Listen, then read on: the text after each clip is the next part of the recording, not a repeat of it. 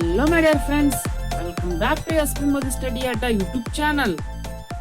ಸ್ನೇಹಿತರೆ, ಕಳೆದ ಕ್ಲಾಸ್ನಲ್ಲಿ ನಾವು ಉಪಸಂಹಾರ, ಪೀಠಿಕೆ, ವಿವರಣೆ ಉಪಸಂಹಾರ ಎಲ್ಲ ನೋಡಿದ್ವಲ್ವಾ. ಈಗ ಅದರ ಮುಂದಿನ ಭಾಗವಾದಂಥ ಸಿಂಧು ನಾಗರಿಕತೆಯ ಲಿಪಿ ಮತ್ತು ಚಿಹ್ನೆಗಳನ್ನು ನೋಡೋಣ ಬನ್ನಿ. ನಾನು ನಿಧಾನವಾಗಿ ಸ್ಟೋರ್ ಮಾಡ್ತಾ ಇರ್ತೇನೆ, ನೀವು ಅದನ್ನು ಸ್ಕ್ರೀನ್‌ಶಾಟ್ ತೆಗೆದುಕೊಳ್ಳಬಹುದು ಅಥವಾ ಹೀಗೆ ನೋಡಿ ಬರೀತಾ ಬನ್ನಿ ಸ್ನೇಹಿತರೆ, ನಾನು ತೋರಿಸ್ತಾ ಇರೋದನ್ನ.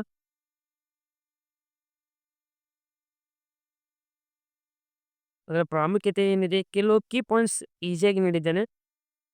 ಇನ್ನು ಸಿಂಧು ಲಿಪಿ, ಮುದ್ರೆಗಳ ಮೇಲಿನ ಸಿಂಧು ಲಿಪಿಯನ್ನು ಇದುವರೆಗೂ ಯಾರೂ ಓದಲಾಗಿಲ್ಲ. ಅದು ಯಾವ ಭಾಷೆಗೆ ಸೇರಿದೆಂಬುದನ್ನು ಇನ್ನೂ ನಿಗೂಢವಾಗಿ ಹೇಳಿದೆ.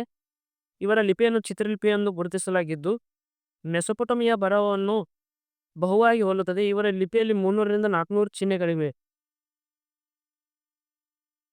ಎಲ್ಲ ನೋಟ್ಸ್ ಕೊಟ್ಟಿದ್ದೀನಿ, ಓದುತ್ತಾ ಬರ್ರಿ. ಇನ್ನು ಮಾರ್ಕ್ ಮಾಡಿದ್ದು ತೋರಿಸ್ತೀನಿ ಅಲ್ವಾ. ಈಗ ಇದು ಸ್ನೇಹಿತರೆ, ಸಿಂಧು ನಾಗರಿಕತೆಯ ಸಾಮಾಜಿಕ ಜೀವನವಾಗಿರಬಹುದು, ಸಿಂಧು ನಾಗರಿಕತೆಯ ಆರ್ಥಿಕ ಜೀವನವಾಗಿರಬಹುದು, ಸಿಂಧು ನಾಗರಿಕತೆಯ ಧಾರ್ಮಿಕ ಜೀವನವಾಗಿರಬಹುದು.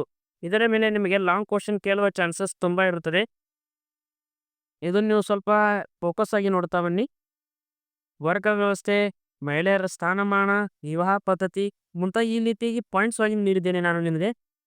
ವರ್ಗ ವ್ಯವಸ್ಥೆಯಲ್ಲಿ ಪುರೋಹಿತ ವರ್ಗ ಮತ್ತು ಕ್ಷತ್ರಿಯ ವರ್ಗ, ವ್ಯಾಪಾರಿ ವರ್ಗ, ಕೈ ಕೆಲಸದ ಕಾರ್ಮಿಕ ವರ್ಗ, ಮಹಿಳೆಯರ ಸ್ಥಾನಮಾನ, ಮಾತೃ ದೇವತಾರಾಧನೆ. ನಿಮಗೆ ಇನ್ನೊಂದು ತಿಳಿದುಕೊಳ್ಳಿ, ಸಿಂಧು ನಾಗರಿಕತೆಯವರು ಮಹಿಳೆಯರಿಗೆ ಅತ್ಯಂತ ಸ್ಥಾನವನ್ನು ಕೊಟ್ಟರು.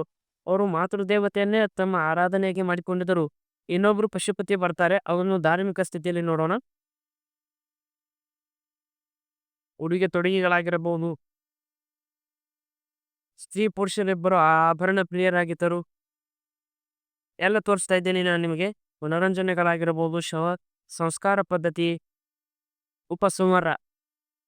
ಇನ್ನು ವೇಟ್ ಮಾಡಿ ಸ್ವಲ್ಪ. ಸಿಂಧು ಜನರ ಆರ್ಥಿಕ ಸ್ಥಿತಿ ಇದು.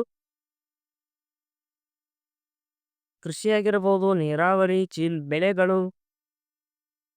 ಬೆಳೆಗಳನ್ನು ಯಾವ ಬೆಳೆಗಳನ್ನು ಬೆಳೆಯುತ್ತಿದ್ದಾರೆ ಎಂದು ಸಹ ಕೇಳಬಹುದು ಸ್ನೇಹಿತರೆ.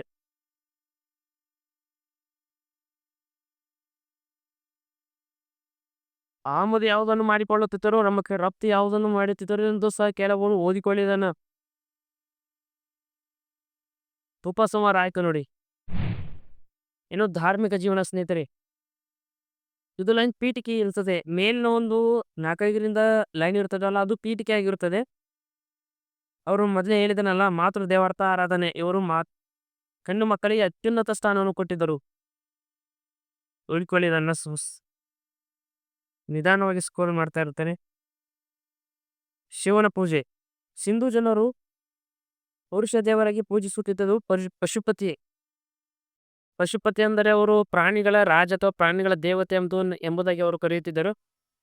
ಪ್ರಾಣಿ ಬಲಿಯೂ ಸಹ ಅವರಲ್ಲಿ ಅಸ್ತಿತ್ವದಲ್ಲಿತ್ತು. ಸಿಂಧು ಜನರಿಗೆ ಯಾವುದು ಪಕ್ಷಿ ಅತ್ಯಂತ ಪವಿತ್ರವಾಗಿತ್ತು ಎಂದು ಸಹ ಕೇಳಬಹುದು ಸ್ನೇಹಿತರೆ. ಸಿಂಧು ಜನರಿಗೆ ಯಾವ ಪಕ್ಷಿ ಅತ್ಯಂತ ಪವಿತ್ರವಾಗಿತ್ತು ಎಂದು ಸಹ ಕೇಳಬಹುದು. ಪಾರಿವಾಳ. ಮಾರ್ಕ್ ಮಾಡ್ತಾ ಇದ್ದೇನೆ ನೋಡಿ. ಇನ್ನು ವೃಕ್ಷ ಪೂಜೆ. ಗಿಡವನ್ನು ಸಹ ಅವರು ಪೂಜೆ ಮಾಡ್ತಾ ಇದ್ದಿದ್ದು. ನೀರನ್ನು ಈ ರೀತಿಯಾಗಿ ಎಲ್ಲ ಪಾಯಿಂಟ್ ವೈಸ್ ನೀಡಿದ್ದೇನೆ. ನಿಮಗೆ ಈ ರೀತಿ ಪಾಯಿಂಟ್ ಮತ್ತು ಎಕ್ಸ್ಪ್ರೆಷನ್ ಸಿಗೋದು ತುಂಬ ಕಷ್ಟ ಸ್ನೇಹಿತರೆ. ಆದ್ದರಿಂದ ನಾನು ನಿಮಗೆ ಈ ರೀತಿ ಕಷ್ಟ ಆಗಬಾರ್ದು ನಿಮಗೆ ಅಪ್ಲೋಡ್ ಮಾಡ್ತಾ ಇರ್ತೇನೆ. ಇದಕ್ಕೆ ಒಂದು ಲೈಕ್ ಅಥವಾ ಸಬ್ಸ್ಕ್ರೈಬ್ ಸಹ ಮಾಡೋದಿಲ್ವ ನೀವು? ಆದ್ದರಿಂದ ಬೇಗ ಸಬ್ಸ್ಕ್ರೈಬ್ ಮಾಡಿಕೊಳ್ಳಿ ಮತ್ತು ಕೊನೆ ತನಕ ನೋಡಿ. ಸೂರ್ಯನ ಸಹ ಪೂಜೆ ಮಾಡ್ತಾ ಇದ್ರು. ಉಪಸಂಹಾರ ಸ್ನೇಹಿತರೆ, ಉಪಸಂಹಾರ ನೀವು ಏನು ಬರೆಯಿರಿ ಅಂದರೆ, ಈ ಮೇಲಿನ ಎಲ್ಲವುಗಳನ್ನು ನೋಡಿದಾಗ ಸಿಂಧು ಜನರು ವೃಕ್ಷವಾಗಿರಬಹುದು, ನೀರನ್ನಾಗಿರಬಹುದು, ಎಲ್ಲವನ್ನು ಪೂಜೆ ಮಾಡುತ್ತಿದ್ದರು. ಮತ್ತು ಪಶುಪತಿ ದೇವರನ್ನು ಸಹ ಪಶುಗಳ ರಾಜನನ್ನಾಗಿ ಅವರು ಪೂಜಿಸುತ್ತಿದ್ದರು. ಅದೇ ರೀತಿಯಾಗಿ ಮಹಿಳೆಯರಿಗೆ ಮಾತೃದೇವತಾ ಆರಾಧನೆಯ ಸ್ಥಾನಮಾನ ನೀಡುವ ಮೂಲಕ ಮಹಿಳೆಯರಿಗೆ ಅವರು ಅತ್ಯುನ್ನತ ಸ್ಥಾನ ನೀಡಿರುವುದನ್ನು ತಿಳಿಯುತ್ತದೆ. ಈ ರೀತಿಯಾಗಿ ಉಪಸಂಹಾರ ಬರೆಯಬಹುದು.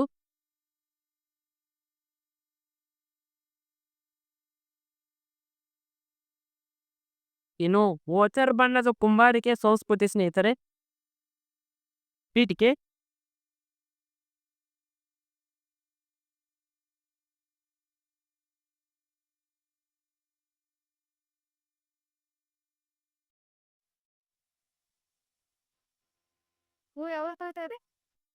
ಎಲ್ಲ ಸ್ಕ್ರೋಲ್ ಮಾಡ್ತಾ ಇದ್ದೀನಿ, ಓದಿಕೊಳ್ಳಿ.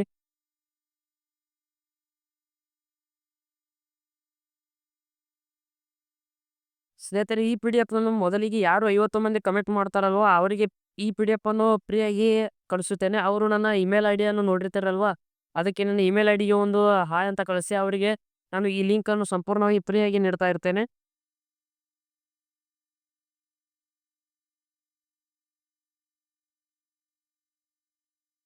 ವಿಶಿಷ್ಟ ಲಕ್ಷಣ ಆಗಿರ್ಬೋದು, ಬಣ್ಣ ಎಲ್ಲ ಇದೆ ನೋಡಿಕೊಳ್ಳಿ ಸ್ನೇಹಿತರೆ ಇದರಲ್ಲಿ. ಇನ್ನು ಉಪಸಂಹಾರವಾಯ್ತು. ಇನ್ನು ಎಸ್ ಆರ್ ರಾವ್ ಅವರ ಜೀವನ ಮತ್ತು ಸಾಧನೆಯನ್ನು ಮುಂದಿನ ವಿಡಿಯೋದಲ್ಲಿ ನೋಡೋಣ. ಯಾಕಂದ್ರೆ ಇದು ವಿಡಿಯೋ ತುಂಬಾ ದೊಡ್ಡದಾಗುವ ಸಂಭವನೀಯತೆ ಇದೆ. ಅದರಿಂದ ಮುಂದಿನ ವಿಡಿಯೋದಲ್ಲಿ ಮಾಡ್ತೇನೆ. ಅಲ್ಲಿಯವರೆಗೂ ಗುಡ್ ಬೈ, ಟೇಕ್ ಕೇರ್.